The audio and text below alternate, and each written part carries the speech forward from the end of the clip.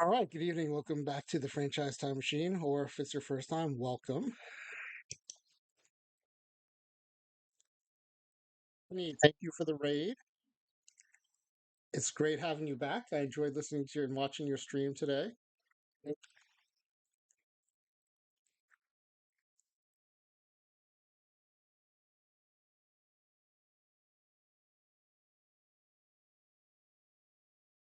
And I know you were back yesterday. Watching you do giant sims made it feel like you're fully back today.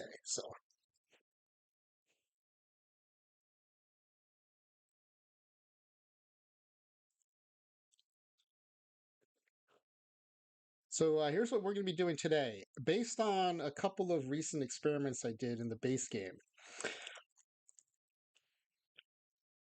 Yeah, Ezra, I apologize. My setup kind of gets overtaxed sometimes with OOTP and OBS running at the same time. I am working on that. I'm looking to get an upgraded system at some point.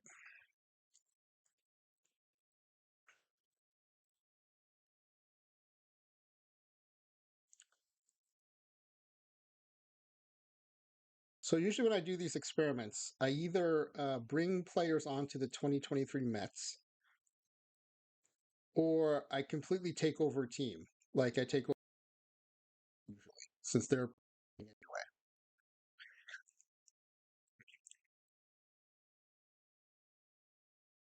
but every once in a while, I find myself in a situation where um,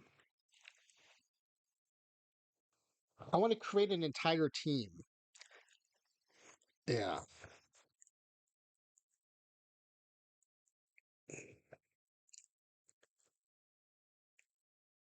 Hold on, let me see if there's anything else I can shut down here.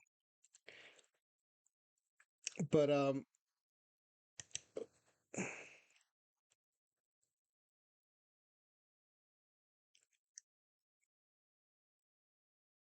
so the most recent example is I I I did this experiment with so it was when the Nelly Fox card came out.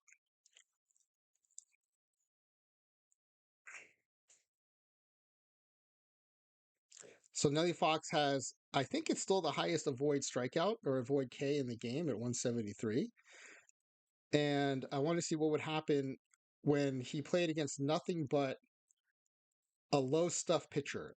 And in OTP, stuff is basically how likely you are to strike someone out. So what happens when a player who doesn't strike out bats against a pitcher who can't strike anybody out? Um, but that sim did not end the way I expected. And so that's why I'm going to create this test environment.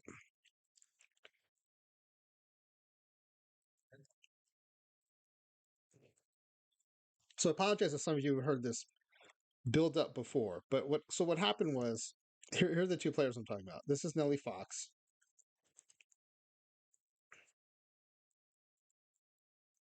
And there are actually players who strike out even less than Nelly Fox, but I stuck with Nelly Fox because it was his card that inspired this experiment.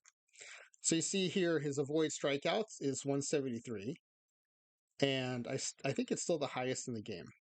And then I wanted to match him up against Nate Cornejo. He's a lower level card, and he has the lowest stuff that I could remember. But I remember this card because I play it in cap tournaments, and so in a cap tournament, um, you basically have a certain amount of points you can allocate to your roster, and as a 40 card, this player is essentially free. So I think a lot of other people use him too. He's got a pretty good, I guess, what people call the card shape, where he has relatively high home run suppression, relatively high control, but he doesn't have any stuff. So he can prevent home runs. This is like Ripley's, which convinced you that Void K was meanest. So I haven't seen Ripley's experiment, but I wonder if his results were similar to mine. So here's what ended up happening. And I spoke with some people who know the base game pretty well, and some folks OOTP who helped me kind of understand what might have been happening. So in this world, I created two teams. Both had only Nate Corneos on the pitching staff. Both had only Nelly Foxes on the lineup. And to take fielding out of the equation, I actually gave two of the Nelly Foxes on each team catching ability and five of the Nelly Foxes outfield ability. And what ended up happening is this Nelly Fox, who strikes out 13 to 20 times a season, ended up striking a season against a world like anybody else.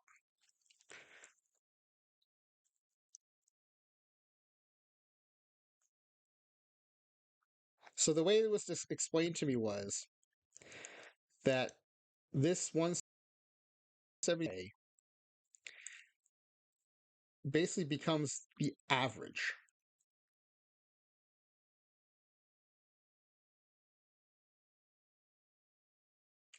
Since there's no one else with a low avoid K, this avoid K becomes the league average because everyone has 173 avoid K.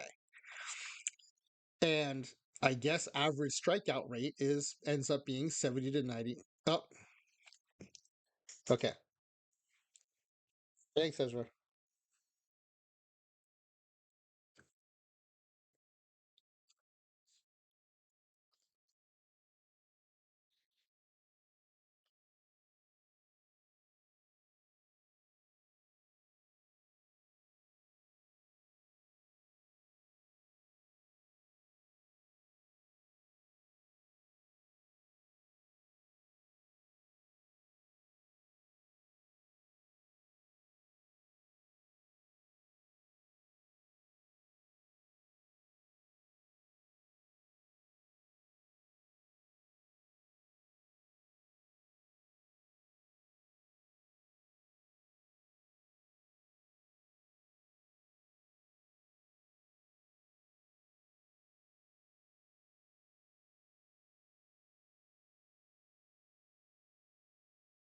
Looks like we're back. Are we back?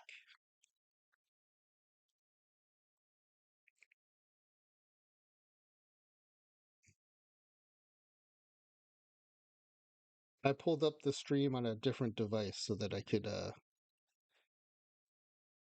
see the stream and see when the ads are on. Okay, awesome. Thank you, Nolan. So, Ezra, I wonder if that's what Ripley ran into too, where if our league was all Arias's, it would have the same effect.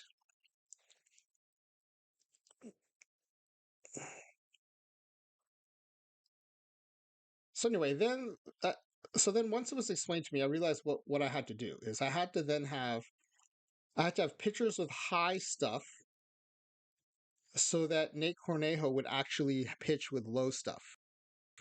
And I needed batters with low avoid K so that Nelly Fox would actually act like a batter with high avoid K. Um, I guess it's kind of like if you're like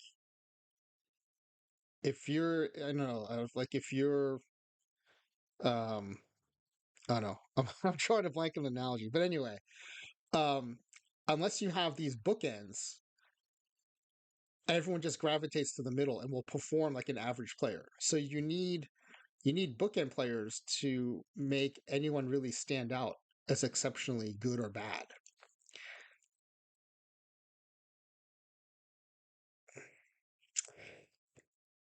So in this case, it worked out because I was able to find a high strikeout pitcher to put on the opposite team as the high strikeout batter I found. And let me see if I have those.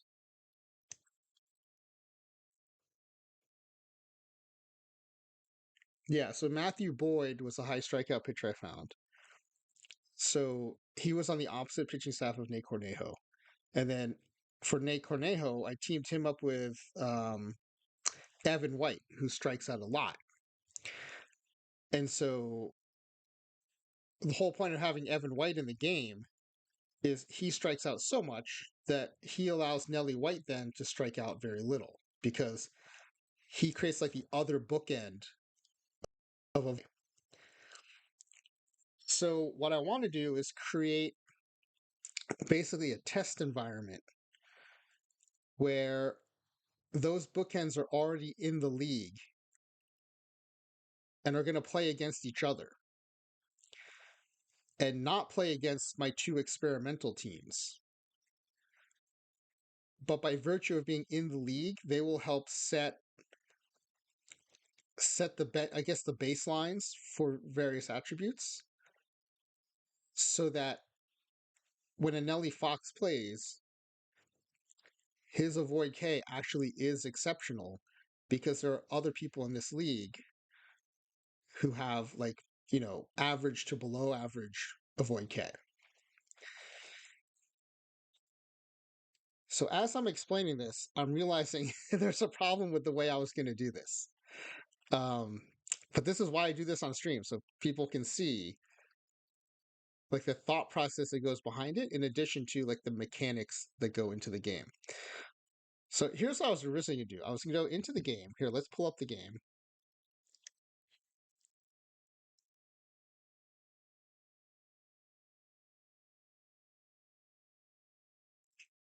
Hold on, I'm going to exit out of what I'm doing now.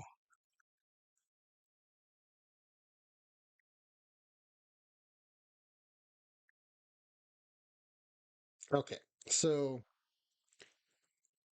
no, man, this account still has almost 500 packs I haven't opened yet. Ugh. All right, so we're going to create a new game, new historical game. So when we do these experiments, I need to be in commissioner mode, which means I can edit players and force things to happen, which means I'm ineligible for challenge mode. Challenge mode is the way you can play base game and like I think you can win packs and stuff, or maybe you can win perfect points. I always am having to tinker too much to be able to play in challenge mode. Okay. So because these experiments are only forward looking and I'm importing the players in a separate way, I don't need the complete history. So I'm going to uncheck this to keep the file size small. I do think at some point, some of these I may want to do more than one season, and I don't want it to recalculate based on what actually happened to the players. So I'm going to switch this to career mode. For the same reason, I'm not going to import minor leagues just to keep things lean. And player development is not going to recalculate. So just so you know the other options. Recalculate means at the end of each season, the game engine looks like what did that person actually do, and then what would the ratings be to lead to those outcomes. And we don't want to do that, and we're not going to do expansion. Okay. So my sound might cut out when the game starts setting up the season, so I apologize for that.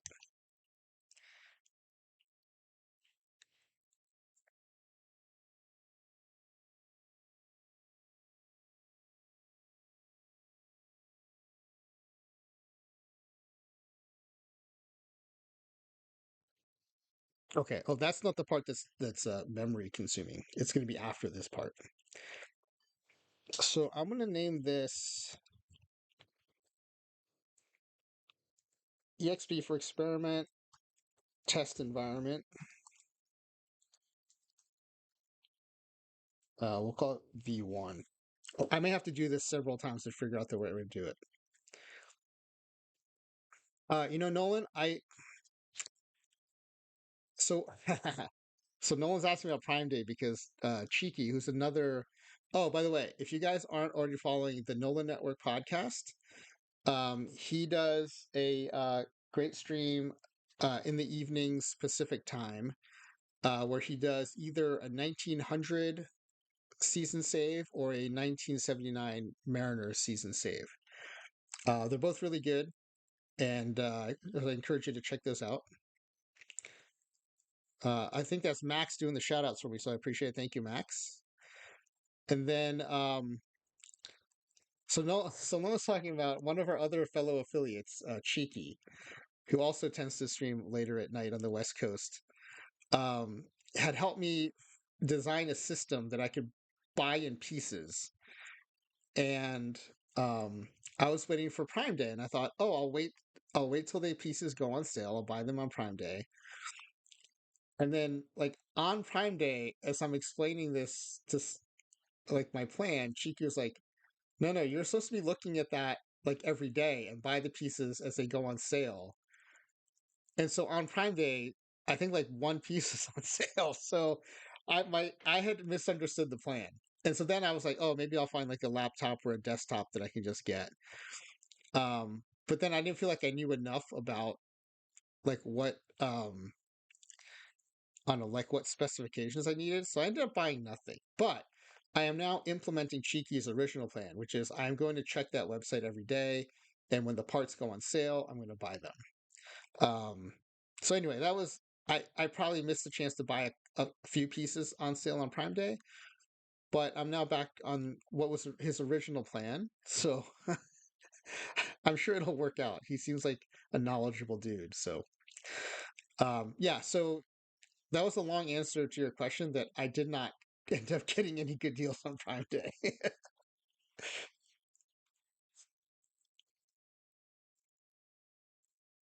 Like most people, I am very smart on certain things and I am very not so smart on other things. And I guess like finding the right computer I'm not very good at. So I appreciate all the help I'm getting. Okay, so it's important to put play in commissioner mode because we're gonna have to do a bunch of like crazy changes here, and that I cannot be fired from the team I'm managing.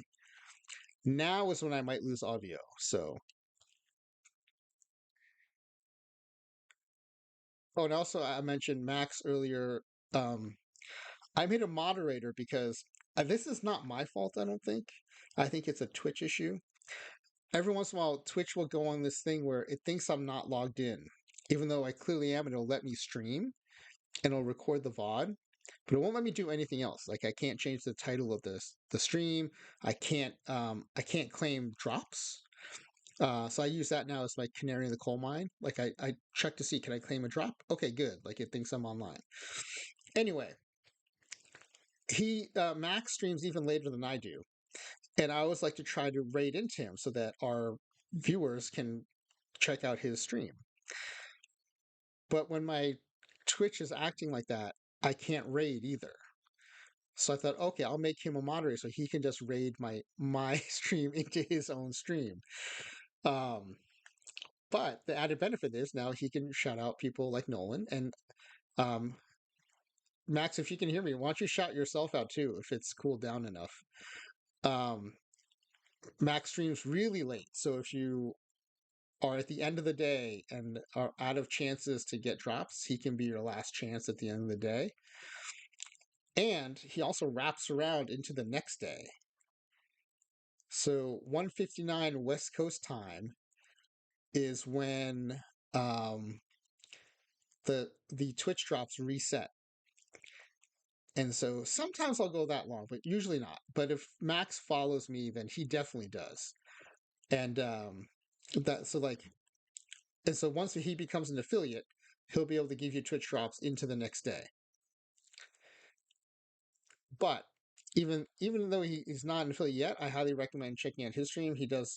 Um he does streams of I think the Silver Soiree and a bunch of quick tournaments. So it's a really good way to learn about how to put rosters together and how to see how they perform in tournaments. Okay, so sorry, open low. Oh, open low. That's new. I didn't realize you were doing that. That's fun. And quicks.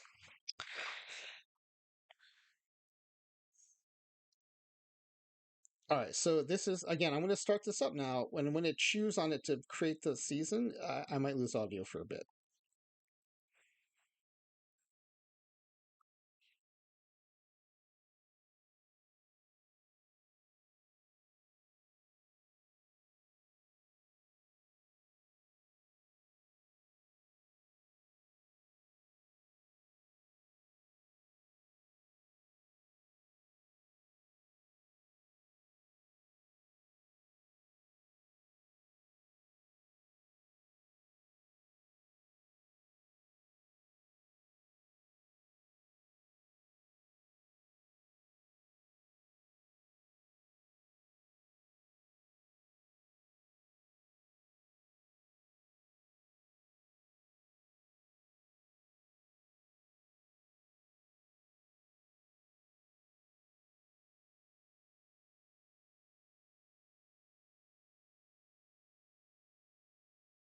Okay. So it's done processing. That was actually faster than normal. So maybe my computer's going to behave a little better tonight.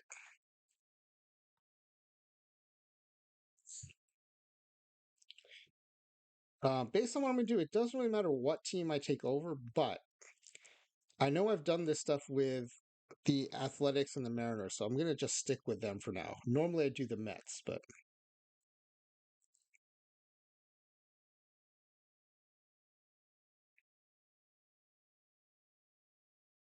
okay. So I've already talked myself out of doing it the way I originally was going to do it. Originally, and here I'll show you how this works. Let's find it. Let's go to their roster.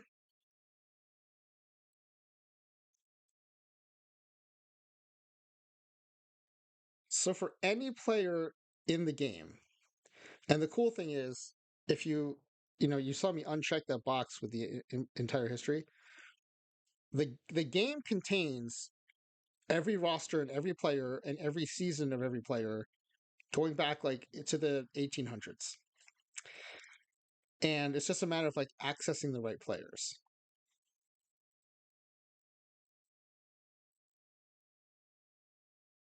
The AL West is the AL reset in the franchise time machine timeline. That's right. So you can go to any player in here. So I don't know, who should we pick? How about Mason Miller? He's actually good. Or actually, like pitchers are funky. Let's look at a batter. How about Shea Langoliers? Okay, so this is what you see in the game. And if you play in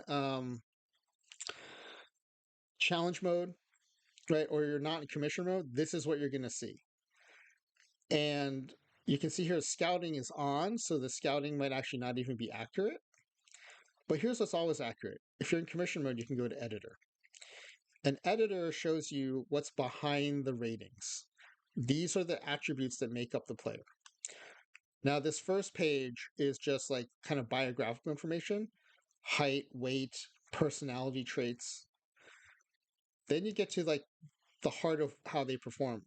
In the case of a batter, it's the batting ratings. And these numbers make up the performance. Now, this is really cool. In Editor, there's this section here that shows you, based on the current ratings, this is what this batter would likely do. So keep an eye on batting average and OPS, 218 and 675. If I change this 313 to 550, right now he's going to hit 302 and have an 870 OPS.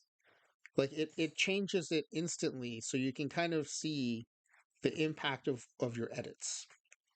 Oh, the other cool thing is if you look over here on the rating, he's got a 40 rating. His rating changes to 75 in real time. And I think these are all, I don't think these existed when I first started messing around in editor like over a decade ago. So these are really good like quality of life changes where you no longer have to guess like what your changes to the ratings are going to do. Anyway, what I was originally thinking was I would make every player totally average. Totally average BABIP, which is batting average on balls in play, totally average avoid K, and so on. And so every player is average in every way. And that way, when I bring players in, they will not be average, but they have these average players to benchmark off of. But as I was explaining the Nate Cornejo Nelly Fox experiment, I realized the average will just end up being the other end of the other bookmark. So I need a bookmark that's on the other side. So it can't just be average. I need like scrubs. This is also says one small thing to be careful about the estimated stats. Those are the results against exactly average opposition. Yes. Yeah. So this is awful. That's right. And it assumes a modern major league environment, but I'm simming in 2023. Um, so that I appreciate the caveat. That's a good one for everyone to hear. But for me, I'm using those things kind of just directionally. Like, am I making this player too strong or not strong enough? But yeah, that's exactly right. So I appreciate you pointing that out. Um, but anyway, I realized as I was explaining, I don't need an average environment. I need an environment with enough scrubs to make the great players I bring in still play great. Um, so, but I don't think I want to make a bunch of players who are all total scrubs. I think what I want is a bunch of average players, each one of whom is a scrub at one thing. I think that's how I'm going to do it. What I don't know and has not been made clear to me is how many scrubs I need to offset the amount of great players I might bring in. Um, so, for example, I had 14 Nelly Foxes in that experiment. I balanced it by having 14 Evan Whites. But would it have worked if I had 5 Evan Whites or 2 Evan Whites? I don't know yet. So it's also asking, am I recalculating in between adding players? So I would ideally like to have this test environment be such that all I have to do is bring in the players I want to bring in and not have to bring in like additional counterbalancing players, if that makes sense. So ideally, in this environment, I would have just brought in the Cornejos and Nelly Foxes and wouldn't have had to bother with the Matthew Boyds and the Evan Whites that I had to use as counterweights to avoid K and stuff. So, but what I don't know is how many of those players I need to make this work.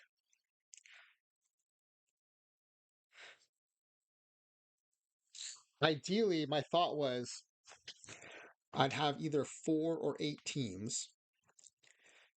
2 of those teams would just be vessels, empty vessels for bringing in players for experiments. The other 6 teams would just play against each other. I don't care about what their stats they generate, but those would be the counterweights, the attribute counterweights, the players I'm going to bring in. So between them, they would have enough low stuff, low BABIP, low control, so that the good players I bring in behave like good players. So I guess like the easiest way to think about this, or the way I think about it, is I think Twins might have been the one who gave us knowledge, or it might have been Nolan, who said if you bring in all Babe Ruths, they're not all going to hit 50 home runs. They're all going to end up hitting 20 home runs. And that's exactly what happened with the Nelly Foxes. So basically, what I want to have is a league of Buddy Biancalanas, so that when I bring in the Babe Ruths, they still play like Babe Ruths.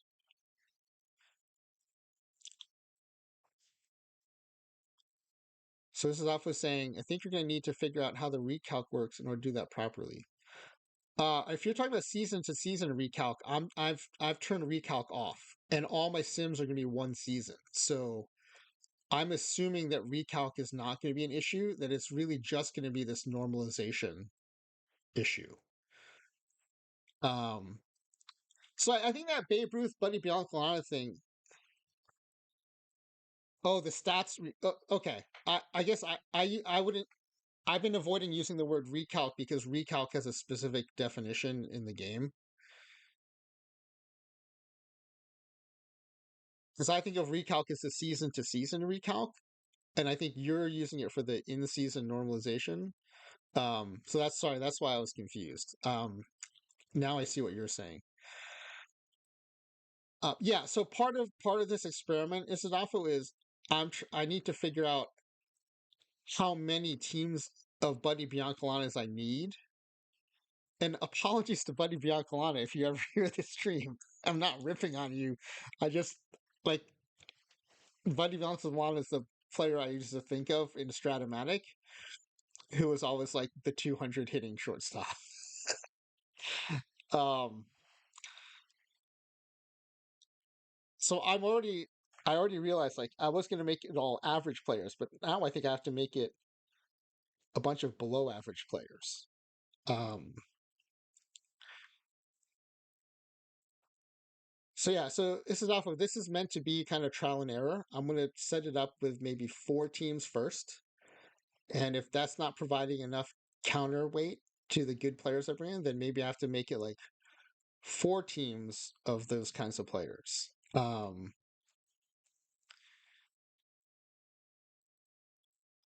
So it's also the if the base game works the same way Perfect Team works, it may actually be. Oh, this is interesting. So what happened in Perfect League this week? I didn't realize there was a thing going on. Um, but yeah, so I'm oversimplifying with the Babe Ruth Buddy Bianca example, but like I'm assuming if you bring in one Buddy Biancalana for each Babe Ruth, that will be enough counterbalance. But I could be wrong. But that's my starting point. That's my starting assumption. Fox warped the normalization as expected, but not in the way expected at all. Oh, okay.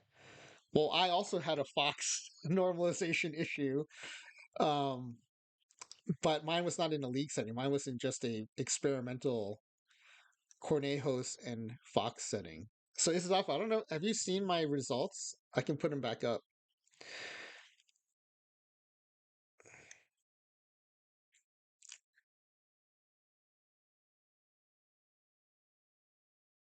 So this is all right. That's Evan White.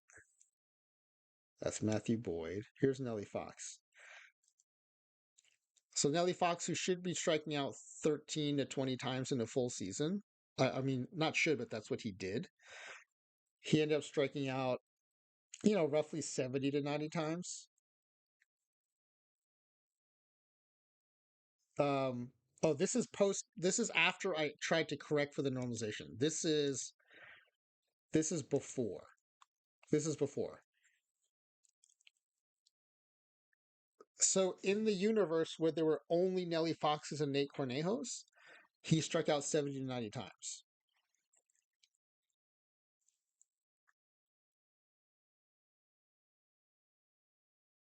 He's facing guys with a stuff of 10. So Nate Cornejo in Perfect Team has stuff of 10, and I use the same season. And here's the this is going to get complicated, but let me just dive in then.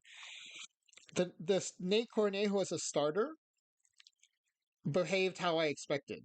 He averaged less than zero point 0.5 strikeouts per 9 innings. But it's the bullpen Nate Cornejos who got the bullpen boost, who got all the strikeouts against the Nelly Foxes. So I inadvertently also proved the bullpen boost because even if it's a tiny boost, there's only two Nate Cornejos in this universe. There's the unboosted and the boosted.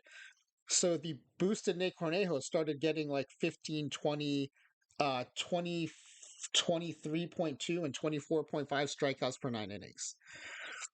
So Nelly Fox is facing starter Nate Cornejos with almost zero stuff. But then he's facing these bullpen Nate Cornejos who I guess have the equivalent of 550 stuff because they're striking him out at like record rates.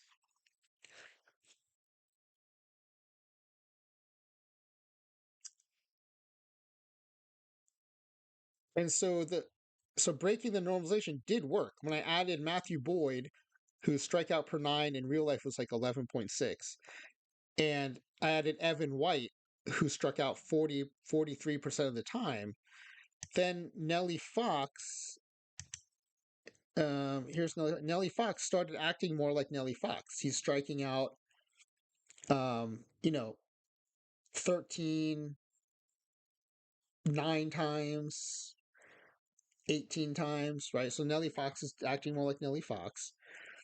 And Cornejo, starter Nate Cornejo is still getting under zero point 0.5 strikeouts per nine. Bullpen Nate Cornejo is still a little over boosted at 2 to 4 strikeouts per nine. His real strikeouts per nine was 2.1, but like much more like what I was expecting.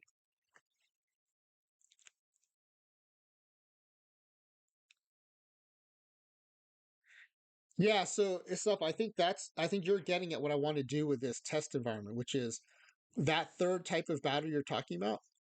I want several teams full of that third type of batter just playing against each other. And providing the balance to break the normalization while my weird experiment teams can just play against each other. And initially, I was going to make that third type of batter average, but then I realized average is just going to become the low end of the bookend. So I think I need those batters to be below average.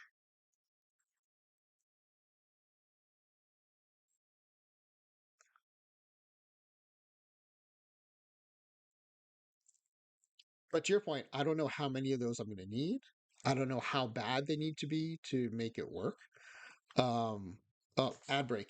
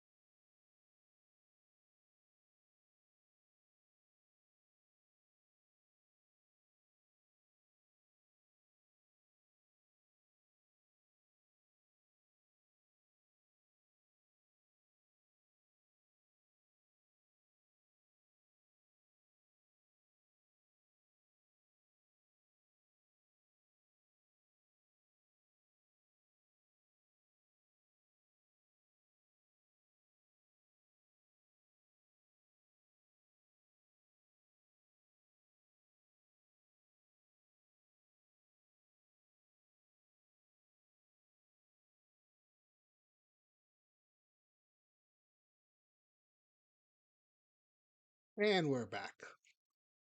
So Isadafo is asking the exact kinds of questions I should have been thinking about before I dove into just building this test environment. So, how much avoid K do Fox and White have in the editor? That is a great question, and I have the answers in another save. So, let's exit out this for now.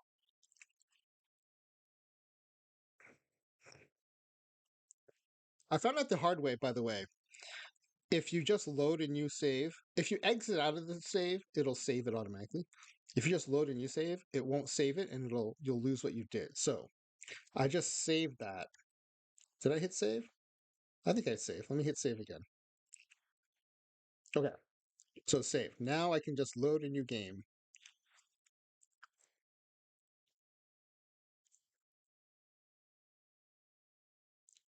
Um, oh, it's the unnormalizing of void K.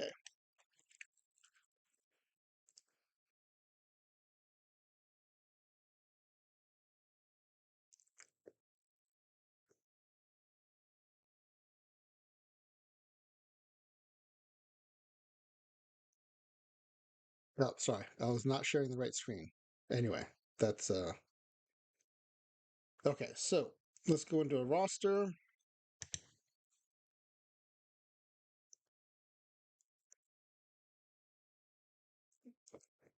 So Nelly Fox,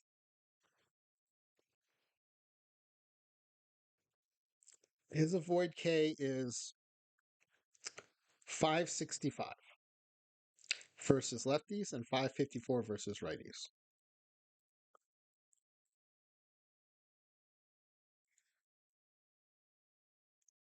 Now this is interesting because when I did a different sim and I was boosting people's attributes, when I took someone to 551, it acted like it was going to 1 and this view rating went to 40 or 20. So it was almost like as soon as you crossed 550, it wrapped around to 0 or to 1. But that's clearly not happening here. So I want to know why that. This is a complete tangent. I want to know why this isn't breaking the game like it did when I tried to do it. But anyway, it's above, it's beyond range, right? 550 is range, it's beyond range. So then let me show you Evan White.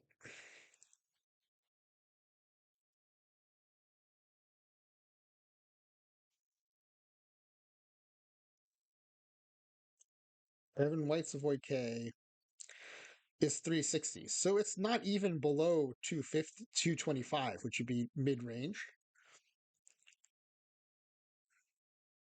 Oh, it works fine if it's put in the right way. Okay, so yeah. Do you know what the right way is? Because I was just typing like 560 and it was like treating it like a 10.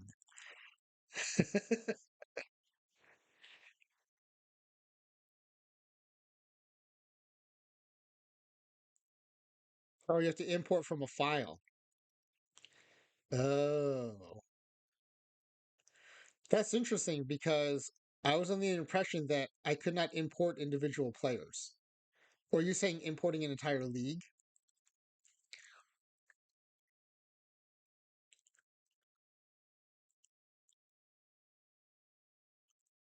And oh, sorry, let me rephrase that.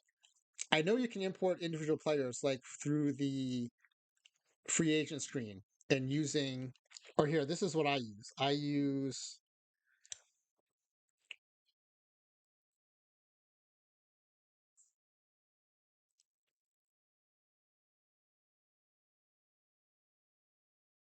hold on a second. I use a file like this, right? So I can import a bunch of Cornejos and Evan Whites at the same time.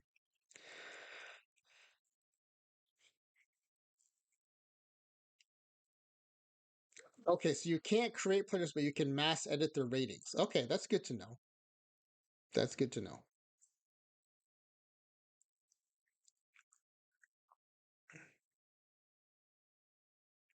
So do I have to then export the entire league, find the players that I want to edit, make the edits, and then re-import the entire league?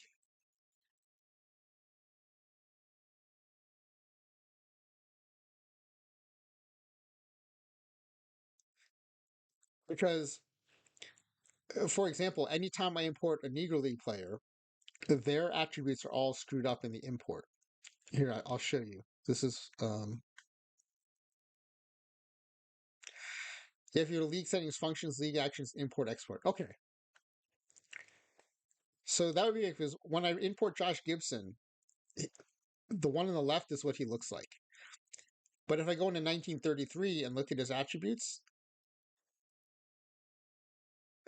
right? Yeah, exactly. Yeah. So what happens is when I bring in Josh Gibson, he looks like he is on the left. I go get the data and I go into the save and I use editor to make get Josh Gibson the way he should look on the right. But what I want to do is I want to be able to use that good Josh Gibson in other sims. And so I've been looking for a way to export him and then be able to import him in.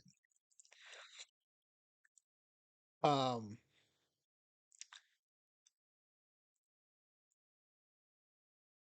can I use that import export function to like bring in an individual player? Like I want to save this, I want to export this good Josh Gibson to a file and then import it into other files because the regular import function is not working properly. That's doable. You're going to need a third party script of some kind, probably.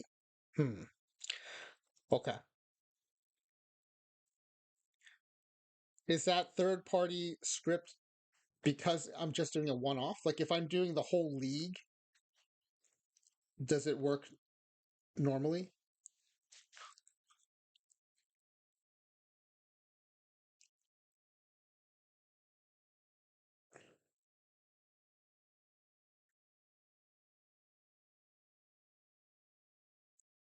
I am glad this is off with that you asked about Evan White's avoid K though, because I had assumed it was going to be like in the hundreds. I just picked him based on his stats for the year. Um, in Baseball Reference, or actually might have found him using Fangraphs. But anyway, he had struck out 43% of the time, I think, and did not have really a ton of power. So he seemed like a good counterbalance to Nelly Fox. But now looking at his attributes, based on your question, I'm glad you asked the question because 371 overall is not what I was expecting.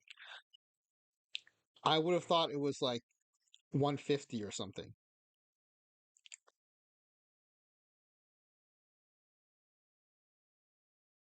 Oh, hold on. I might have a screen. I might have a version of what you're talking about here. Let me see if I can find it.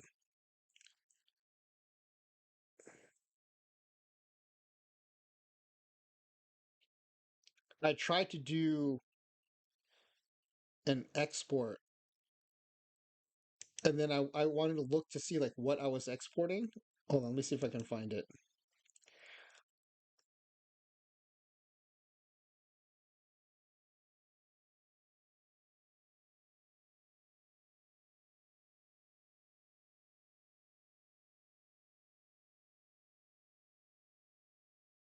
But it's like a text file with all the different like it names all the fields and it has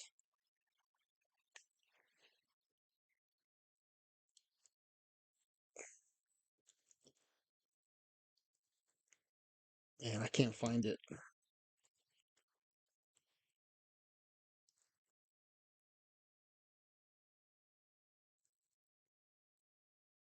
Yes, a slightly malformed CSV is a good description of what I was looking at.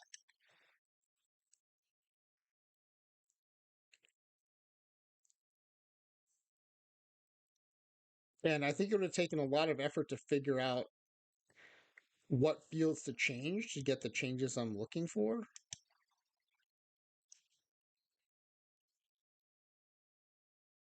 Yeah, I can't find that file for some reason. I hope I didn't delete it.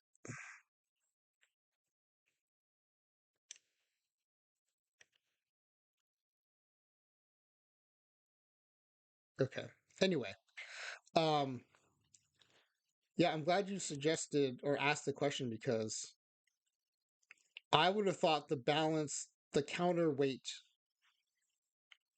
to Nelly Fox's 550 plus avoid K would have been like 125 or 150. I would not have guessed that it's 371. I mean 371 is not even below the midway point. I definitely would have thought it's something below 225.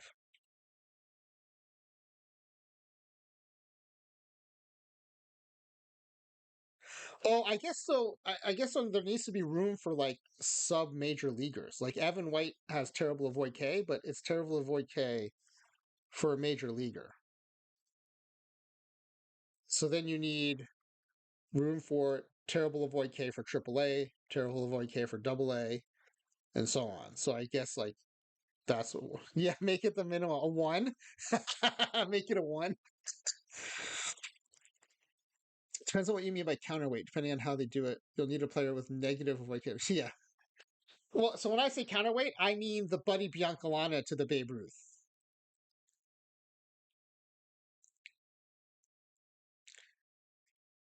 Yeah, Nolan. So what I was thinking was instead of having to like create a certain number of players, I would just have a group of teams in the league that have those players on them and they just play against each other and they never play my two experimental teams. And so they're balancing the league out or they're breaking the normalization without getting in the way of what I'm trying to do. So, like just making up the numbers, if it's an 8 team league, there'd be 6 teams with terrible players to help break the normalization. Or maybe they can't all be terrible. I don't know. Maybe some of them have to be average. But anyway, there'd be 6 teams of these players playing each other that allow my 2 teams of, I don't know, like let's say they're all Babe Ruth. Enough of them so that like all my Babe Ruths hit 50 home runs and not 20 home runs.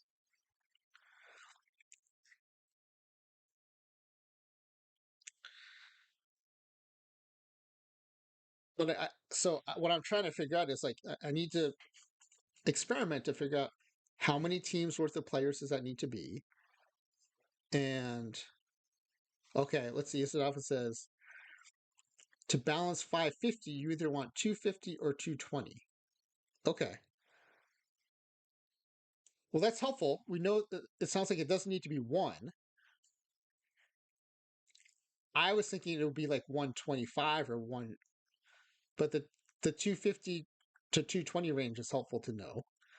Um, is that for the reasons I was speculating earlier, where the numbers below 250 and 220 are kind of there for like sub major leaguers, like high school players and A ball players and college players, and those players make up the 1 to 220 range.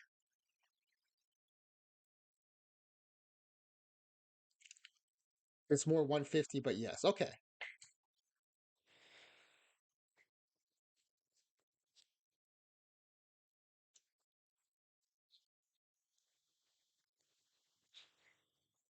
And this is why it's helpful to have smart folks in the chat, because I would just started building and thrashing around in there without the benefit of thinking through this, and also the benefit of Isadafo uh, weighing in with his knowledge about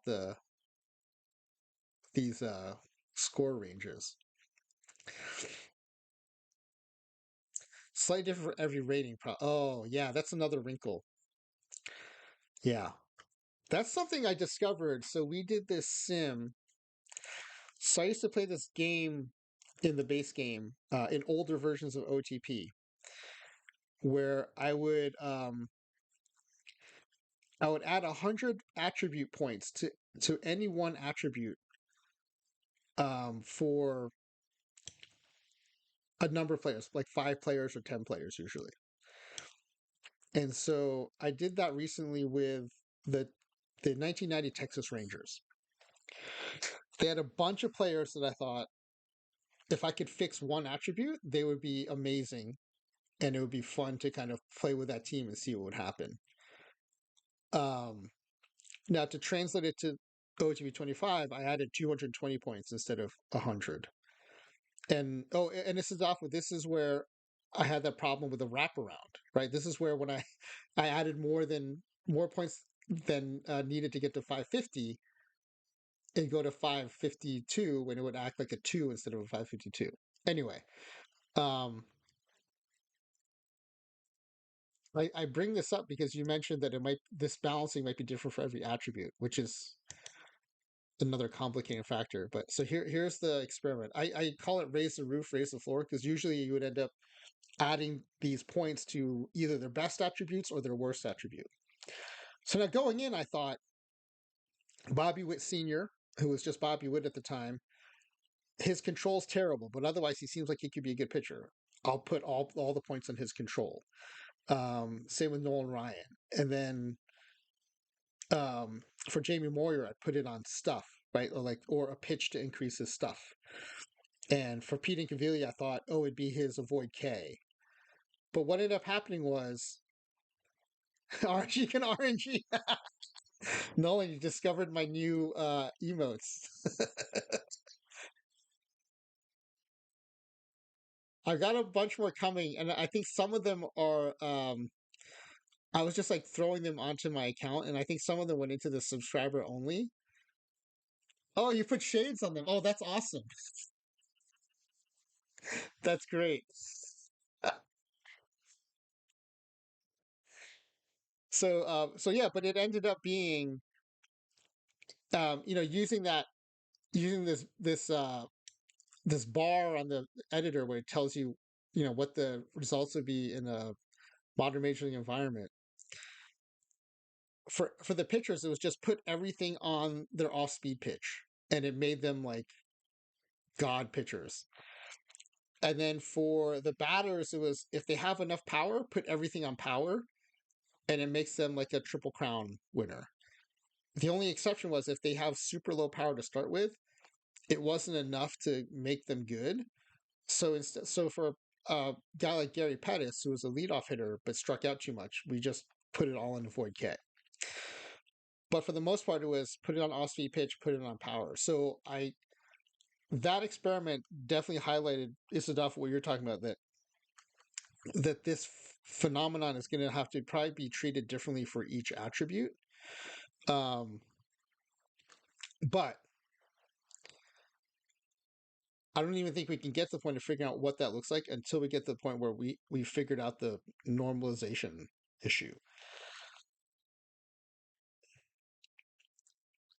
So I think the interesting thing is, with Isadafo's help, oh, the scaling in 25 is strange. Okay, I just thought it was me because I've been doing this add 100 game in a bunch of previous versions of OTP, and it was never as weird as it was in 25. So I'm glad you also think it's strange. Um, this is great. I thought I was going to be like building this thing tonight, and instead we're having a much better discussion around like what should I be building, um, which is helpful to have now before I've even like done a single thing. I'd rather try to figure out some of these issues first and then try to design around them. What's your so Isadafa, what's your guess on oh let's see. You have both halves of the PT25 engine. Just need a way to put them together. When you say both halves, do you mean the tournament and the PT the tournament engine and the league engine, or are you talking about two different PT25 two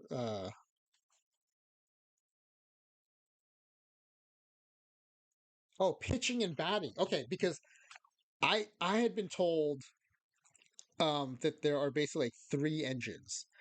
There's the base game engine, there's a tournament engine, and there's a PT tournament engine, and there's a PT league engine.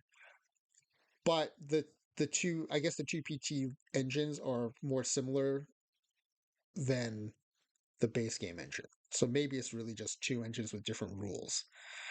Um,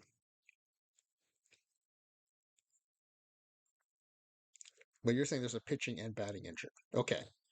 So then the answer might be different for the pitchers and for the batters in this in like what this sandbox is going to need to look like. Max, I'm glad you're fascinated with this discussion. The whole time I'm just talking about this, I'm thinking people are like mentally checking out and just zoning out on this. Especially people who are just interested in a perfect team. Because this is like such a base game discussion. Um, but yeah, it's enough. I was wondering if you have a sense based on all this stuff you know about this, how many of these teams I'm going to need to offset. Let's say it's two teams of Babe Ruth, right? Like tournament league base game are kind of weird this year. Don't quite understand exactly. They're kind of the same and kind of different. Oh, interesting.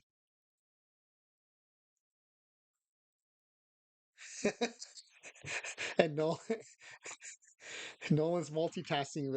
Hey, Nolan, I would like to get some info from you on broadcasting views once you figure it out, because when I do my NSFW sims, I'm just using the default, and I'm sure there are like better options I can select to make the replays a little better. I was gonna check out like Doctor Dynastics VODs because I know there are a couple of episodes where he like goes into detail about like which camera views he selects and stuff. But but if you're working on it anyway, I'd appreciate like you letting me know whatever you find out.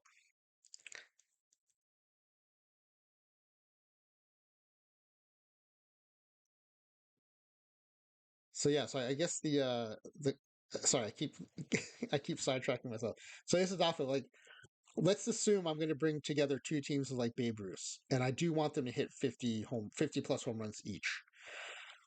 So 14 Babe Ruths playing against 14 Babe Ruths.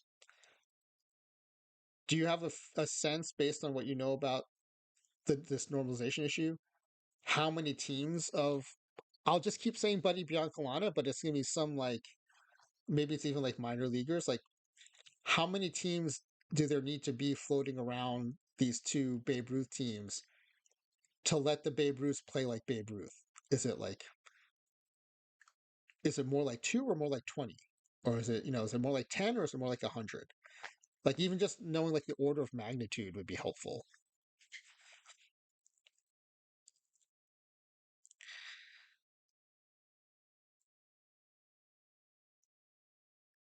Because I was gonna start with 8. Well, no, that's not true. I was gonna start with 4, and then if that didn't work, I was gonna try 8. For power, it's going to be a lot, so you'd guess around 10. Okay,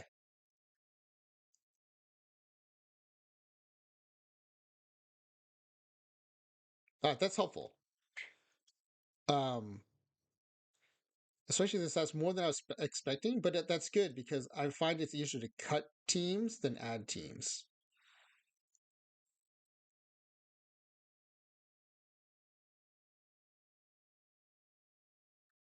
And it'll also be interesting just test this hypothesis I have that just having them in the same league is enough.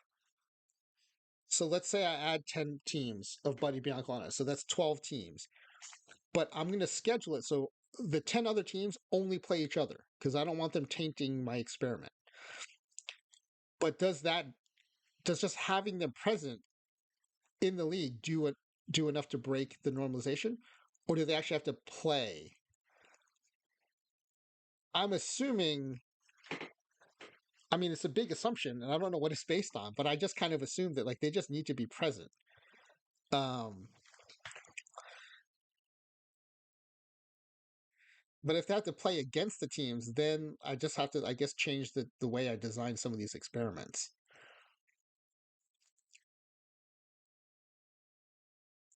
Also, Isaf, I'm kind of curious about how you phrase that response. So, have you found that power normalizes more strongly than other attributes?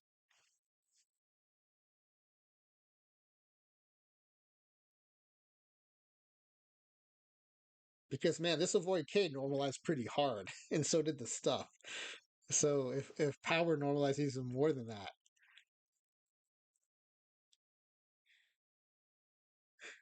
Brent, what's up, man? I don't know. Depending on what you like in the game, this might make you fall asleep again. We're geeking out pretty hard about the base game and how to prevent it from normalizing. All right, man. Good night, Brent. If you need any help falling asleep, you might want to keep listening to us.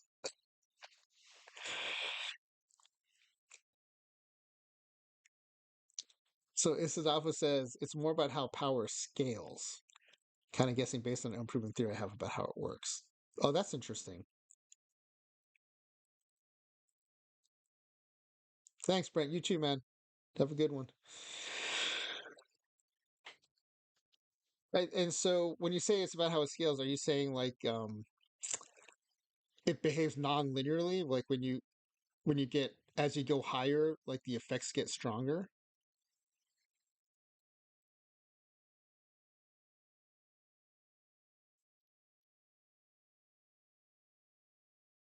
And also, are you also saying then that it's more problematic, or maybe not problematic? I mean, it's there for a reason, I guess, but it's the normalization effect is stronger than for other attributes because power is going to be one of the big things that's going to make this fun. So if I have to design around it, I'll design around power. Okay, none of the ratings behave linearly, but some are closer than others. Power is part of that group. Okay, all right. I mean, my intent is to throw enough at it so that every attribute gets addressed. I guess part of the problem though is not part of the okay. Oh, so it's part of the not. It's part of the more non-linear group. I guess. That's what you're saying. My intent is though to throw enough Buddy Biancalanas on it that whether it's linear, non-linear, or whether it has like very highly diminishing returns as you go higher, then it won't matter. That I throw enough Buddy Blancos to just break the normalization. Um, I mean, heck, even if I have to do 28, you know, Buddy Biancalana teams to have two test teams. I mean, it's just a matter of doing more copying and pasting and more editing. Um, I mean, the reason I'd like to keep it low is because I know that a lot of these cloning operations are tedious. Because if I clone a player, they end up in the oh, ads, ads, pausing for ads.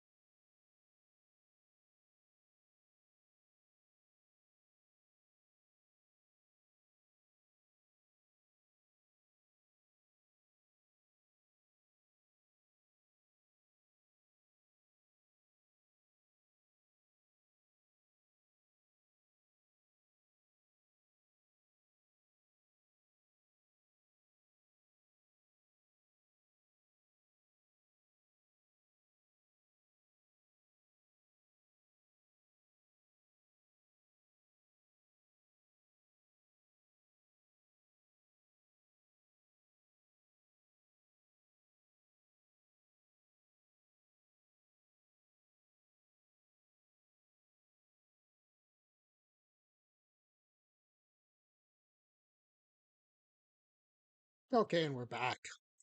Um, oh, thanks, Max. I didn't know how to do an announcement like that. That's cool.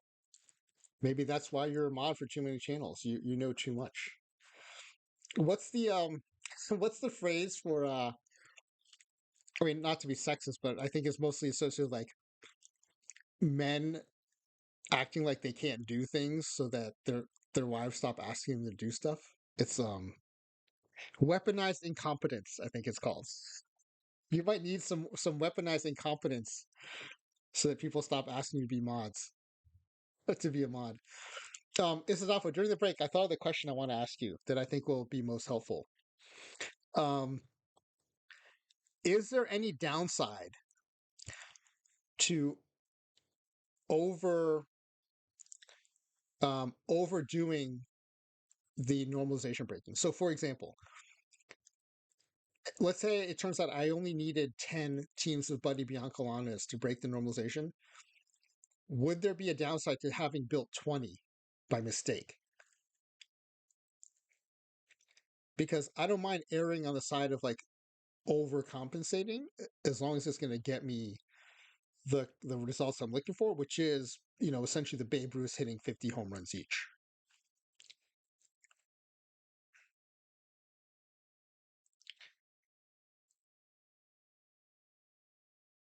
Because at least the way I've been thinking about this as a normalization phenomenon is that there wouldn't necessarily be a downside of overdoing it. It might then hit even more. Ah, that's true. So then they might end up hitting 80 by mistake if I overdo it.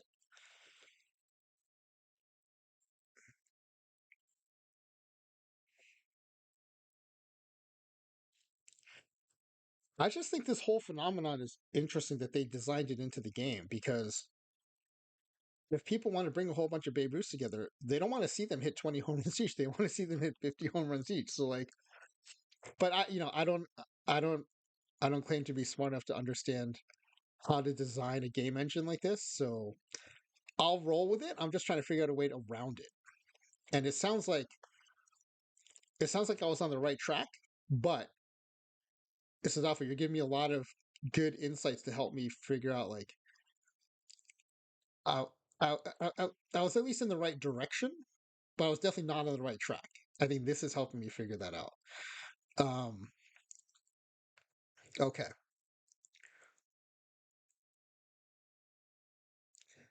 And does anyone have any inkling of the answer to that earlier question around, is it just enough for them to be sitting in the same league playing against each other?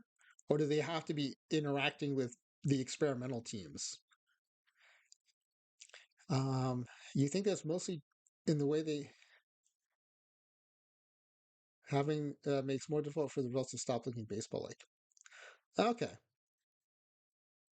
Yeah, that's interesting. Like you're saying everyone on the roster hitting 50 home runs stops looking like baseball, which is true. You end up having like more football like scores. But I would also argue that Babe Ruth hitting 20 home runs each is doesn't look like baseball. Like that's also unrealistic in its own way.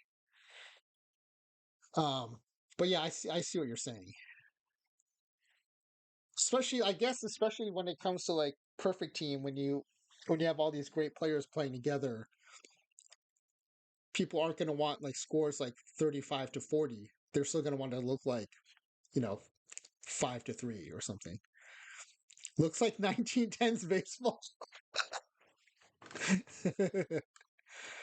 Oh, hey, Nolan, when my power went out today, oh, in case I didn't mention it, my power went out today. So I had to let the affiliates know I might not be able to go on at my normal time. So Max is saying, "What probably happened with the Fox Cornejo experiment is like grading on a curve." Yeah, exactly. Right. So because there was no one with low avoid K, Fox's avoid K became a C average. So you can certainly get the game to stop looking like baseball, but you have to do it on purpose. Which is, I think, what I'm trying to do. Right. I'm trying to get around their guardrails so that I can have 14 Babe Ruths hitting 50 home runs each. Um, yeah. So Nolan, when my power went out, I have these books that I've been meaning to read. And I haven't read them because I've been too busy doing things like streaming OOTP. And designing emotes. But it's this Dead Ball Stars of the American League. I recommended it to Spore a while ago, and I saw that he had bought both the AL and the NL copies. But I haven't gotten far enough into it so that I could really understand your 1910s comment.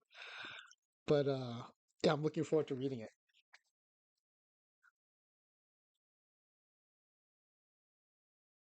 Also interesting to read about some of the stadiums they had. Like the Polo Grounds were just like the tip of the iceberg of wacky ballpark designs.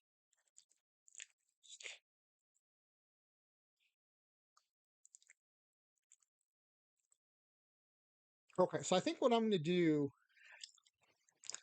So one thing you could do to get is to multiply the home run modifier. So when you say home run modifier, is that something in the game settings, or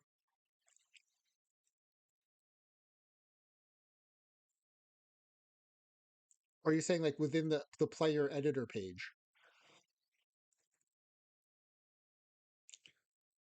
Oh! This is always going to show me something new about the base game.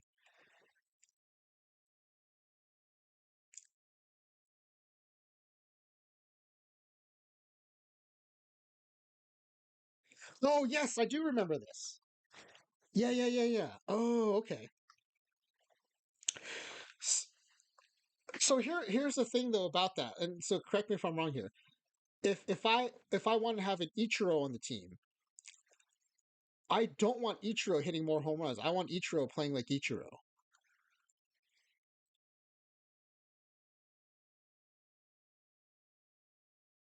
So if I use this method, oh, so I'd have to uncheck this auto calc of modifiers. Got it. Okay. But if I use this method, then Ichiro would end up hitting more home runs too. Is that right?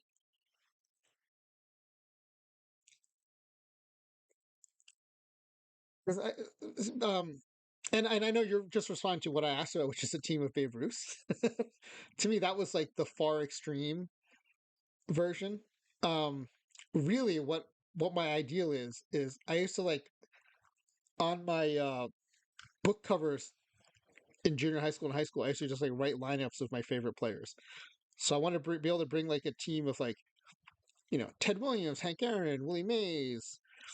Um, but I want them to play like themselves. I don't want them to play like some nerfed version of themselves because of the normalization. So if like, I guess they are mostly power hitters, but like if I had a Jackie Robinson on that team, right? I don't want Jackie hitting 40 home runs because that's not what he did. So in that case, I would not want to use this modifier, right? I'd want to find some other way around it. Wow, I'm interested to this is interesting to see what the modifiers are right now for 2023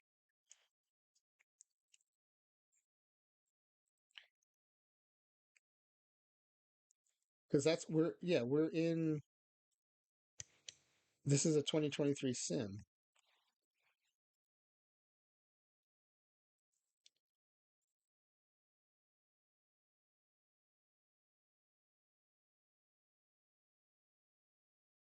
I'm surprised that the modifier is 1.834 because I thought the is it different in base game? I thought the benchmark is 2010.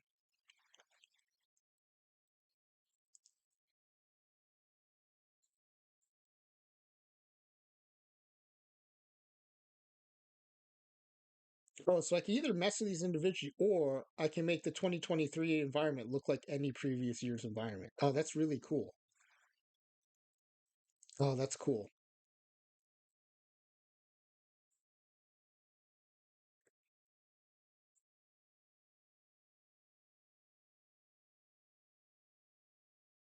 Yeah, I remember messing with this stuff when I played the base game for sure.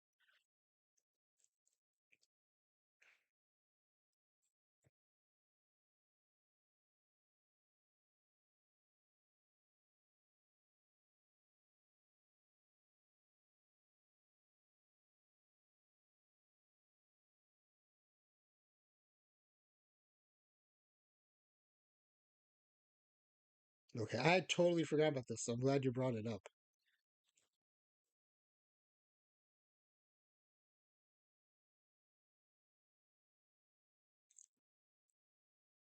Yeah, so maybe I should refer to it as it's like a team of Babe Ruth and Ty Cobbs, maybe.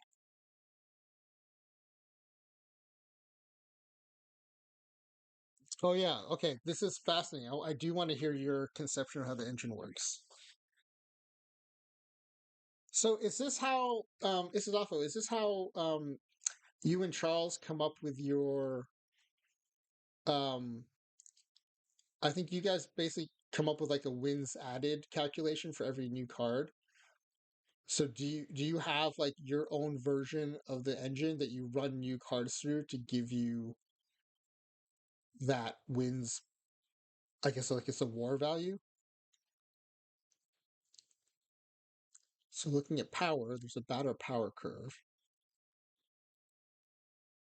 Pitcher, I'm assuming PHR is the same as like P BABIP, or it's the pitcher version of BABIP. It's the pitcher version of home runs, and the league average home runs for at bats on this page.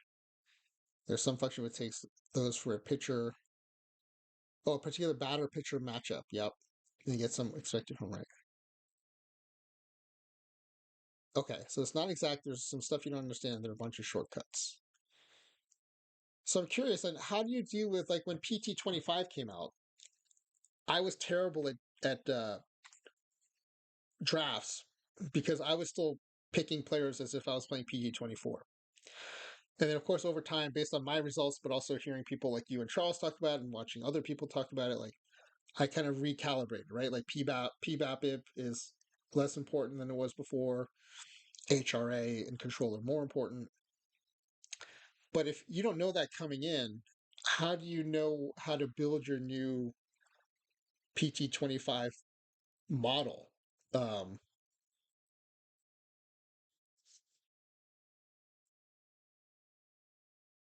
or do you just look at the results you're getting in the game and just like adjust the Isidafo game engine till the results look like the the PT25 outputs.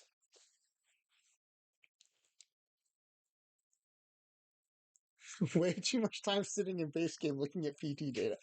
Oh, so do you use do you use the base game then to do your estimations? Wow, you had 70% solved in open beta, 90% after a week. That's awesome, man. That's impressive. That's really cool.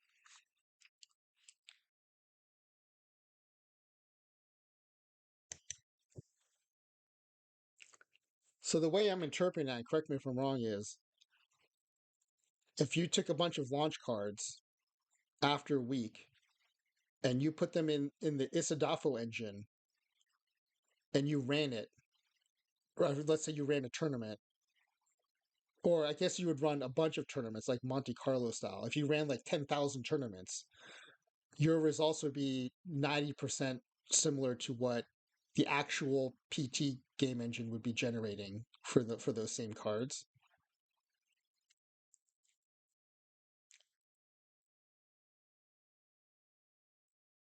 I mean, I know I'm kind of dumbing it down, but you kind of use base game, not exactly, but close-ish. Okay. All right. I think it's enough that like I can conceptually understand kind of what you're doing. Um, oh, that's really cool. Oh, you don't do any kind of simulation, it's pure projection. Okay. But your projections you would compare to actual, I guess, game results. Because I assume you have to compare to something to like gauge your accuracy.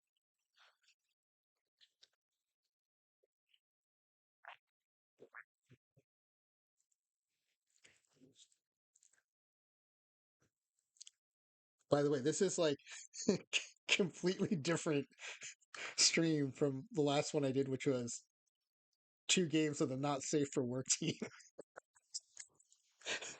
That was all Johnny Dick shots and Dick Sizzlers.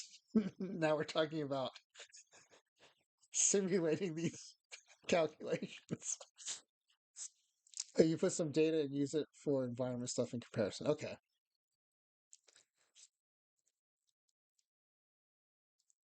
And I'm assuming is Charles use a similar method because the way you talk about it, it seems like you're kind of on the same page and how you bought Sizzler. Did you? I'm assuming you mean Dick Sizzler because George Sizzler has a card in the game too.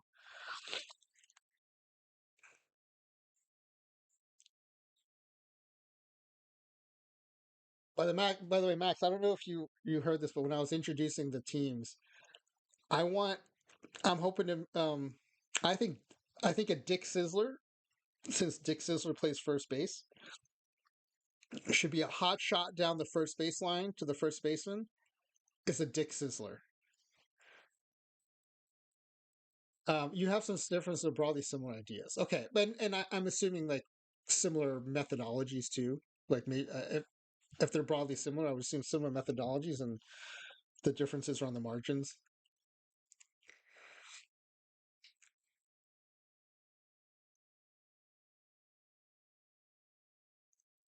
Yeah, I'm impressed that you're able to do that. Like the most complicated I ever got was when I was playing PT24 and been playing long enough. I just I just developed like a card evaluating algorithm that basically just took like um well at the time too like I don't even think I was looking at Babbage, so it would take contact power and I, and then I would assign them different weights to score each card. But it was nowhere near as like complex as what you guys are doing. Um okay. So then that's also why then you well, I'm kind of curious then, under what circumstances did you come across the normalization stuff? Because I'm assuming you're not simulating like weird stuff like I am that would cause this normalization thing to come up. Oh, but the perfect league stuff. I guess if you have perfect league and you have a bunch of like, amazing cards like Ted Williams and stuff, if it's all amazing players, pitchers or batters, and you don't have the scrubs to balance out the environment, then I guess you then would see like the 20 home run Babe Ruth phenomenon.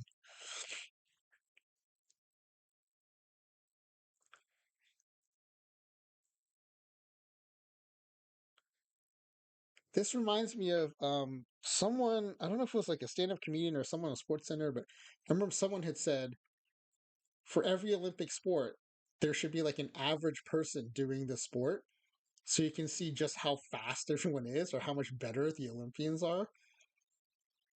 I feel like that's what the game engine requires. Like if you want Nellie Fox and Nate Cornejo to act like Nellie Fox and Nate Cornejo, then you need like a version of one of us in the league with them to give them like the counterbalance.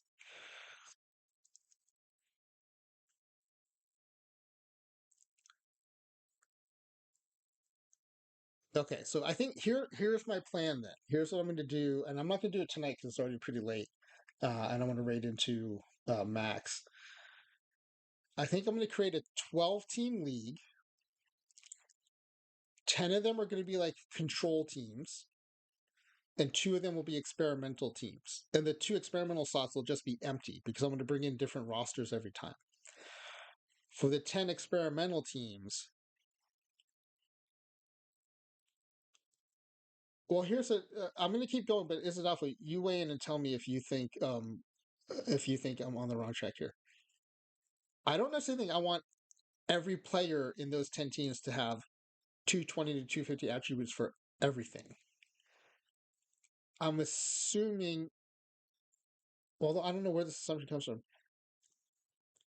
that most players would be like 300 on average, and I would have some of their attributes dip down into the 220, 250 range. I'd have to cycle through to make sure I have enough coverage on every attribute. Or does it not matter? Do I just make every player all 220s and 250s and not even worry about like mixing it up? I mean, if I don't care about the results of those games, I guess it doesn't matter. I just make them all 220s and 250s.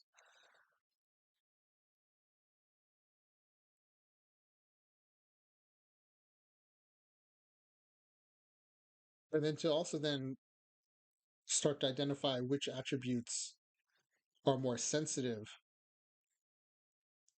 I can make them all let's say 200s. And then on one sim, I can make a bunch of a bunch of players have one attribute go up to 250 instead of 200 and see what that does to the normalization. Um, so in there for perfectly, the normalization ends up not mattering because there's lots of data. It's easier to find some anchoring points. For tournaments, it hasn't existed prior to 25. Something similar does now, but not always for all ratings. Figuring that is my current project. I get a headache even just thinking about what your current project must require.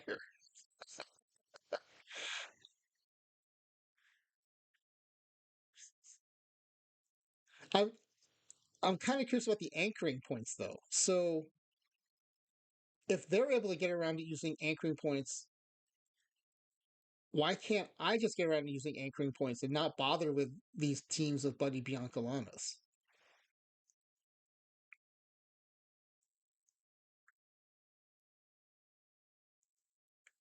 I mean, I guess it's not that much of a hardship though. Once I've created those teams and I create their schedule,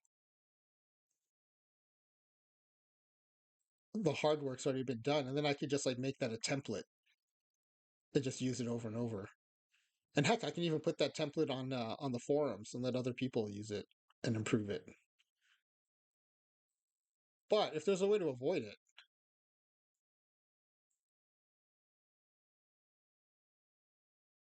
maybe have a team. By anchoring points, you mean you can find enough points along the curve.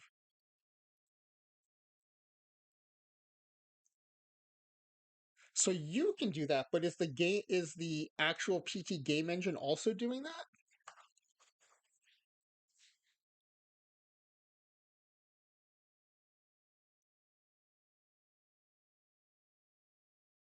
Because that is one thing I've always wondered with Perfect League is like if all the pitchers are great and all the batters are great, why doesn't everyone just end up playing kind of like this? Oh, okay, you're taking a shortcut. I see. Oh, okay, okay.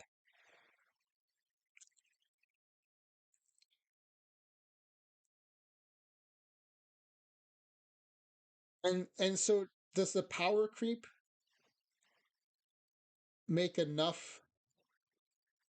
I guess like outdated cards to set the baseline, basically like to act as the Buddy Biancalanas for Perfect League. Because when I keep hearing stuff like very rarely, so then how come all the Perfect League batters don't all hit 250, and how come all the pitchers aren't just like average? Or is that actually what's happening? Like I don't know because I've never been in Perfect League. I've only been in Diamond.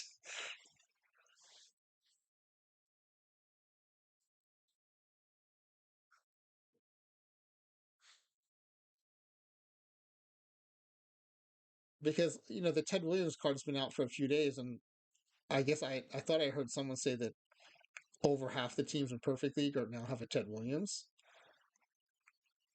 So at some point, doesn't Perfect League start to look like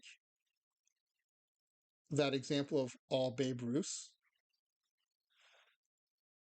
And if there's no Buddy Biancalanas, like what's happening in Perfect League?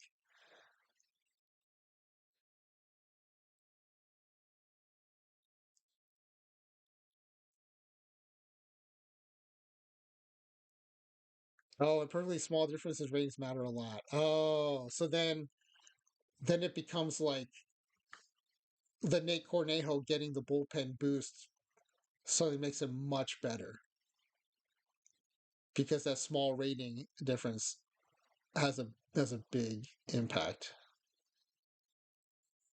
Okay. So because all the both bookends are so high, any like deviation creates a bigger.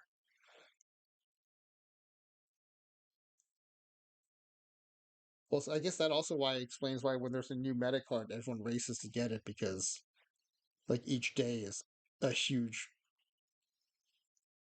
having that advantage for even one day makes a huge difference, I guess. Yeah, I think I'd find perfectly too stressful, I think. I mean, yeah, I have 500 unopened packs. Like I'd get crushed in perfectly because I'm not taking advantage of my resources.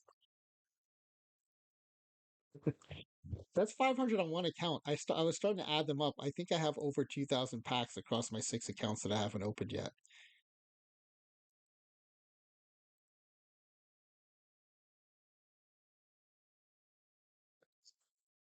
And I'm not saying that to brag. I'm like, I find that actually kind of embarrassing because that's a bunch of resources I'm sitting on that could improve my teams, and I'm not taking advantage of them. Hmm. I could start economy. It reminds me of who is it? Someone I guess at the end of each cycle opens like 2,000 packs and then starts a team with with those packs. Like he creates a team and just stockpiles packs for the season, and then towards the end of the cycle, like rips all the packs, completes all the missions, and then joins. Uh, I guess it wouldn't be entry league because I don't think you can start collecting packs by then. But I guess enters like whatever rookie league and just like flies through the levels as quickly as possible. Um, but mine are too scattered across my six teams to do that. Yeah, exactly. And he does win 150 games. It's not as many as it sounds like. The cost of an endgame perfectly level team is well above 10 million. Wow. I'm assuming that number is going higher too with combinators. Okay, so I think here's the plan. And so this is off of you can let me know if you see anything wrong with this plan. And I'll start creating it on my next stream. 12-team league, 10 of them being these control teams that are just going to play each other. All the players in those 10 teams will have 220 to 250 ratings for pitching and batting. And that will act as like the counterweights to um, my experimental teams. Oh, quick question though, Isadafo, for pitches. Pitches are not on the pitches are still on the old scale, I think.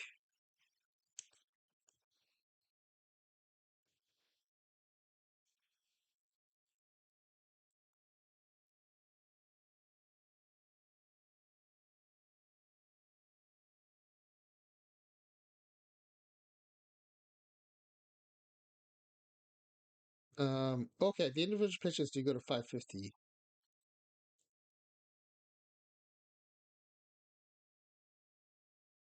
Okay.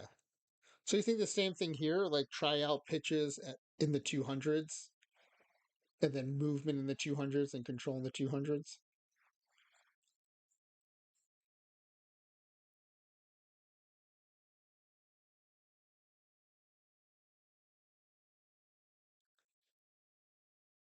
And then velo.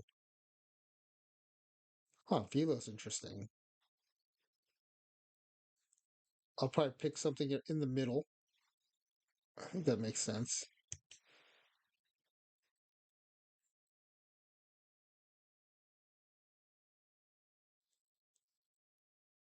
Okay. Individual pitches don't matter as long as you get the stuff range where you want to be. Okay.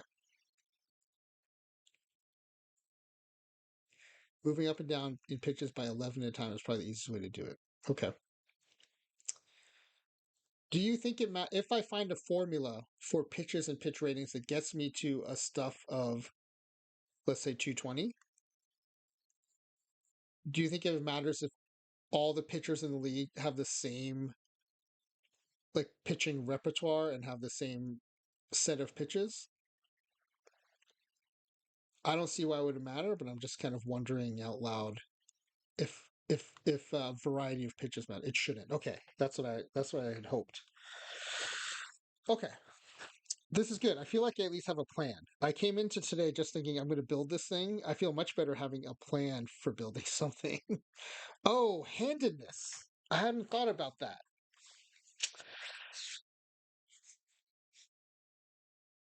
Mm.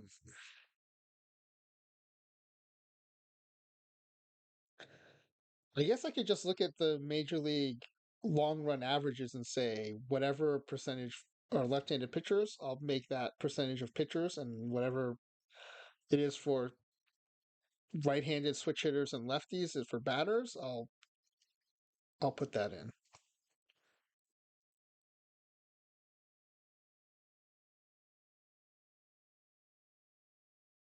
But then oh, and here's what I'll do.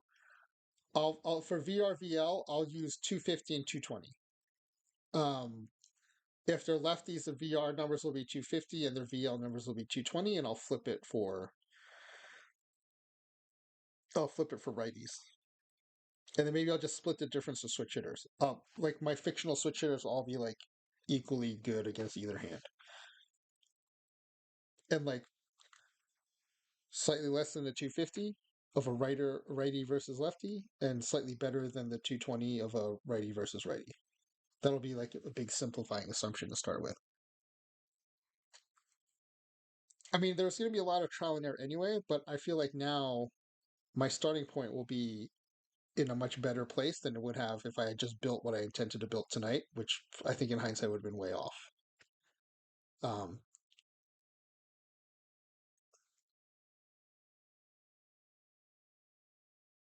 so this is it. This is super helpful. Isadafo, thank you so much for your input.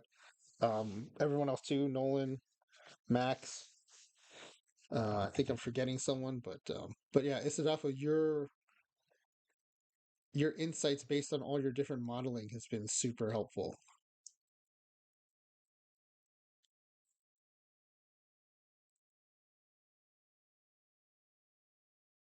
Walks may be a bit weird here because the base game uses at bats instead of plate appearances. Oh, that's really that's weird. Okay, iron control may need some extra care. Okay, that's good to know. Um, yeah, because there's going to be trial and error anyway, but I feel like now we've short circuited a bunch of trial and error that we won't need to do, or at least we can be a lot closer on the. And frankly, this doesn't have to be perfect. It just has to be good enough so that when I run experiments, I don't have Nellie Fox striking out 70 times. And I think this will do that.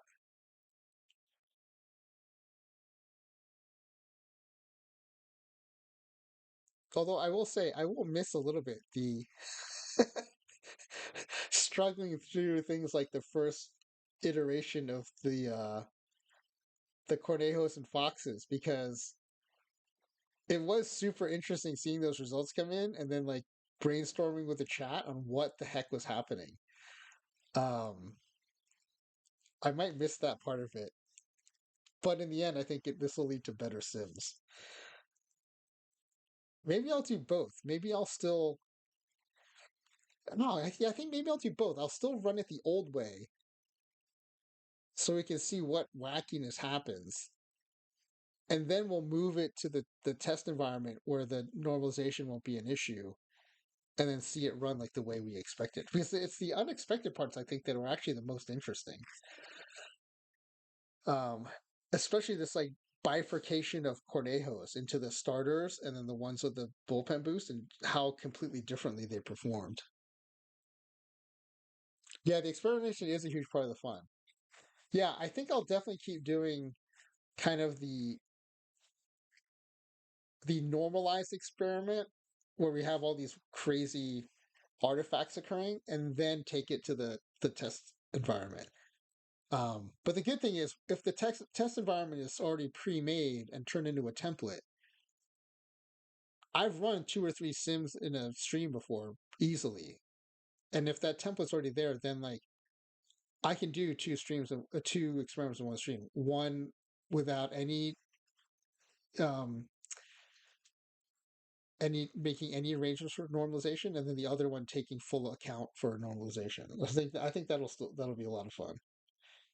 But yeah, thank you for your help. I really appreciate it. And it was super interesting to learn more about how you and Charles model the game and how you come up with your ratings for the cards. Because I watch your card ratings, but at the same time, I'm always like, but how do they know? So now it's more interesting knowing kind of like the methodology behind how you come up with your grades. This is cool. It's really cool. Um, all right, so I think let's start wrapping up. Max, are you already streaming or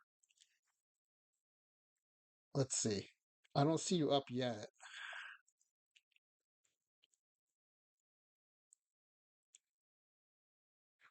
Yeah, why don't you start up and then maybe I'll rip some of these 500 packs while you get started.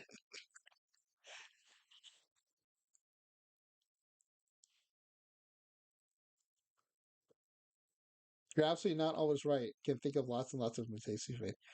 Yeah, but I do think you're taking like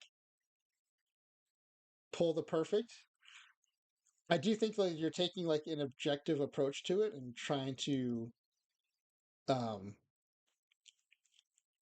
trying to find an objective way to rate things, which is um something most people can't do. I hear so many people talk about like card shapes and stuff, but I'm like, but really, what's behind that? But you guys have definitely like analytics and modeling behind yours, so I appreciate that.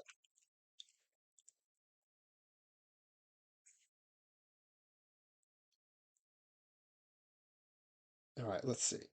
Oh, I opened some of these the other night, so all right, I'm going to take the silvers down to 20, and then I'll open the golds and diamonds.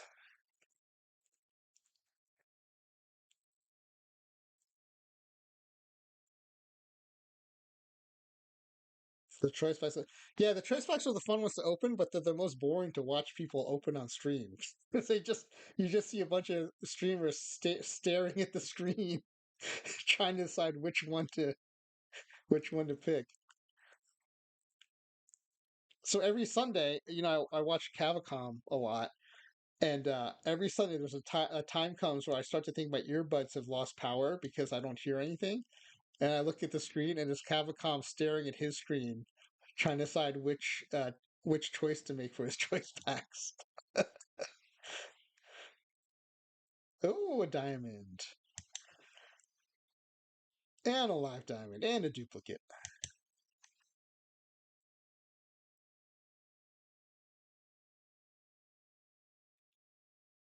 I will say the non-duplicate lives sting a little less when perfect team PT live is still going on.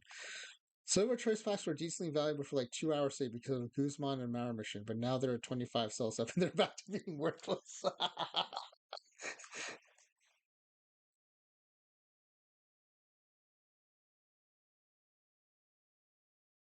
But it's awful. Now I understand, though, because of the normalization and perfect league, why people are in such a hurry to get those meta cards, because that advantage is short lived because everyone else is going to get that card eventually. It also reinforces my decision that trying to chase perfect league is not for me.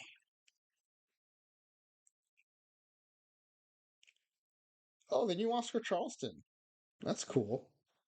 Although, am I the only one who was bummed that he like doesn't play awesome outfield like he did in PT 24? What is it? Just because it's an older version of him? Oh yeah, he's 36 years old. Still pretty cool. I really liked his PT 24 card.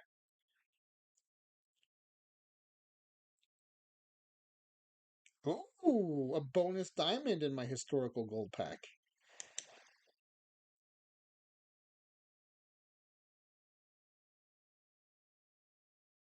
Bobby Grich duplicate. The Ed Bailey's new though.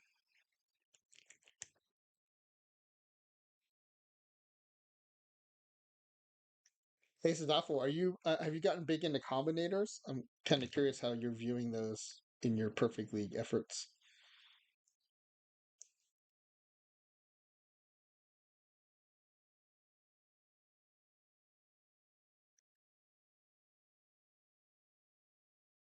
Well, this account I've opened so few packs that I still have lots of non-duplicate uh, card or pack openings, which is kind of nice.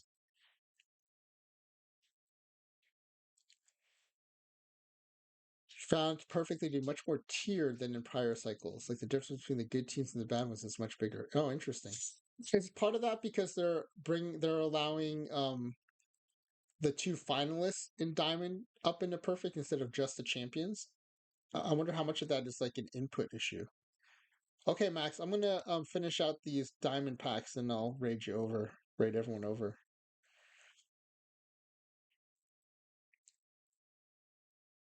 You've had some comments, but I absolutely hate the boosting process, haven't you?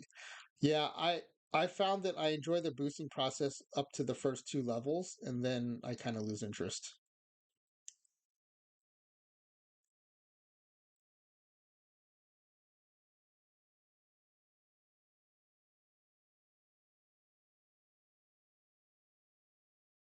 Putting two teams up from Diamond Leagues definitely helped the middle. Yeah, yeah, that makes sense.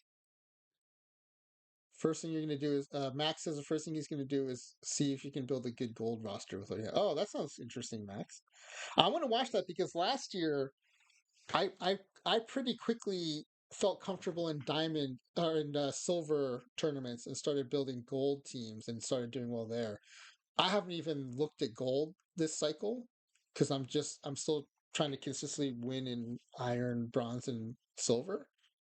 So I'll be very curious to see what your gold team looks like too, because eventually I'd like to make that move. So Mr. Audit gave some really good advice to us in chat last year in PT 24, where at the halfway point of each PT CS cycle, um, if you feel you've comfortably got a qualification spot in a level, you can pivot for another level. And I did that really successfully in PT24. I don't feel comfortable enough yet to do that um, in PT25. So I haven't even looked at like gold or low diamond. So you have Max has a super strong card base with earlier mistakes and chasing silver common.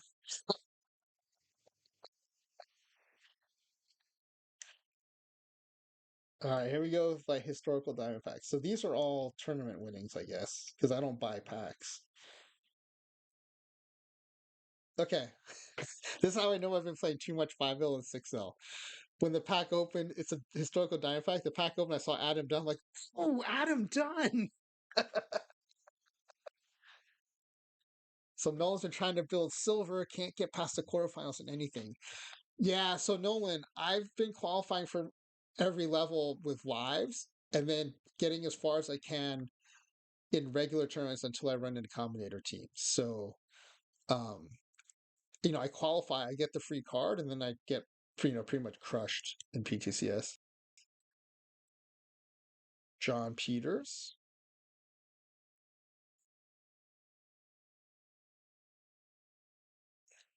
what's he selling for?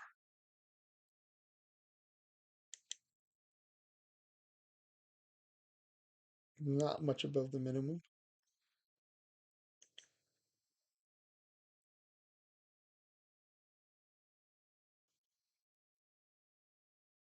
Oh, Ralph Kiner. I love Ralph Kiner. Kiner's Corner. That's one of my. That's how I grew up watching baseball. Was watching Kiner's Corner after Mets games.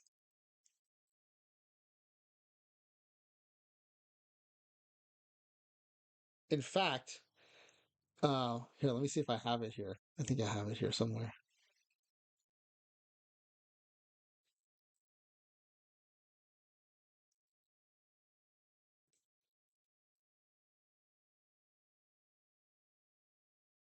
I had a.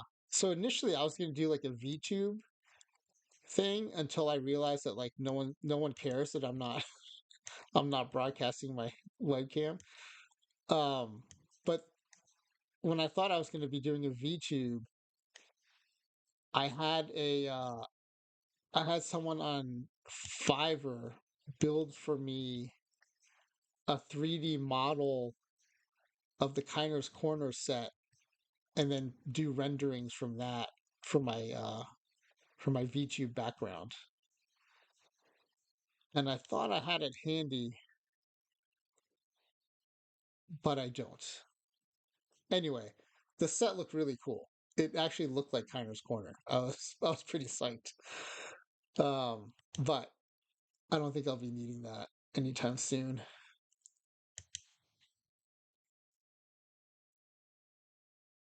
All right, I'll open these other packs some other time. Let me get ready to raid over to Max.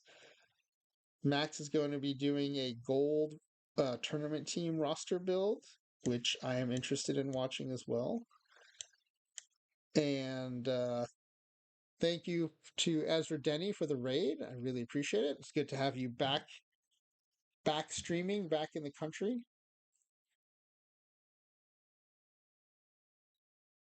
And special thanks to Isadafo for all his helpful insights into the way the simulation engine works and helping me figure out how to approach this experimental sandbox I'm building.